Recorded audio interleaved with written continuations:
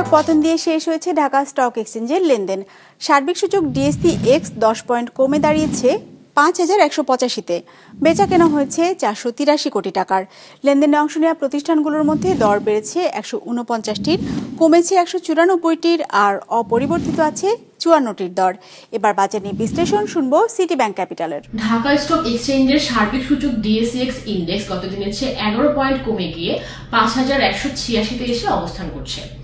আজ দিনের শুরুতে মার্কেট কিছুটা ঊর্ধ্বগতি নিয়ে তার লেনদেন শুরু করে। দিনের মধ্যভাগে এসে ইনভেস্টরদের মধ্যে সেল প্রেসার বাড়তে থাকে। পরবর্তীতে মার্কেট কিছুটা রিকভারি করার চেষ্টা করলেও দিন শেষে 11 পয়েন্ট নেগেটিভ নিয়ে মার্কেট আজকে তার লেনদেন শেষ করে। আজ মার্কেটে লেনদেনত কোম্পানিগুলোর মধ্যে শেয়ারগুলো বেড়েছে 149টি, কমেছে 194টি এবং অপরিবর্তিত ছিল 54টি কোম্পানির শেয়ারগুলো। মার্কেটে আজ টোটাল টার্নওভার ছিল 483 কোটি টাকা।